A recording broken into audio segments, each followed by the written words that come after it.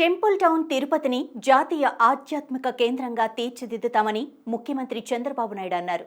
తిరుమల శ్రీవారి దర్శనానికి వచ్చే లక్షలాది మంది భక్తులను సజావుగా శ్రీవారి దర్శనాన్ని కల్పించటంలో అత్యాధునిక సాంకేతిక పరిజ్ఞానాన్ని వినియోగించుకుంటామని చెప్పారు. తిరుపతిలో international temple convention and expo 2025ను చంద్రబాబు ప్రారంభించారు. అంత్యోదయ ప్రతిష్ట సంస్థ దీన్ని ఏర్పాటు చేయగా మహారాష్ట్ర, గోవా ముఖ్యమంత్రులు దేవేంద్ర ఫడ్నవీస్, ప్రమోద్ సావంత్తో కలిసి ఈ కార్యక్రమంలో చంద్రబాబు పాల్గొన్నారు. హిందూ, జైన, సిక్కిజం, బౌద్ధం ఈ దేశ గడ్డపై పురుడు పోసుకున్నాయని, సనాతన ధర్మాన్ని పరిరక్షించడంలో ఈ 4 మతాల పాత్ర కీలకంగా మారిందని అన్నారు. ఆలయాలు ఆధ్యాత్మిక కేంద్రాలు మాత్రమే కాదని ఆదాయ వనరులు కూడా అని చెప్పారు. దేశవ్యాప్తంగా ప్రతి సంవత్సరం 6 లక్షల కోట్ల రూపాయల మేర ఆదాయం ఆలయాల ద్వారా వస్తోందని చంద్రబాబు చెప్పారు.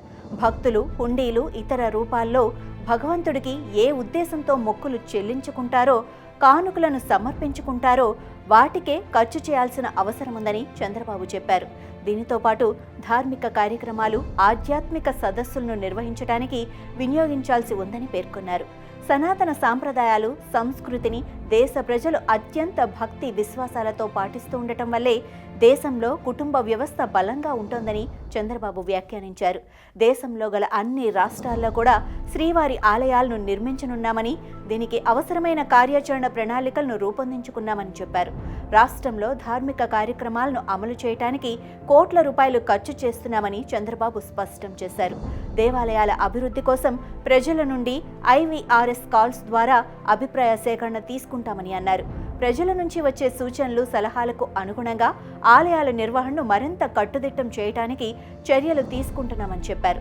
ఆలయాల్లో భక్తుల రద్దీని నియంత్రించడానికి ఆర్టిఫిషియల్ ఇంటెలిజెన్స్, బ్లాక్ చైన్ వంటి అత్యాధునిక సాంకేతిక పరిజ్ఞానాన్ని వినియోగించుకుంటామని, వీటి ద్వారా ఎప్పటికప్పుడు భక్తులకు టైం స్లాట్ను కేటాయించడానికి వీలు పడుతుందని అభిప్రాయపడ్డారు.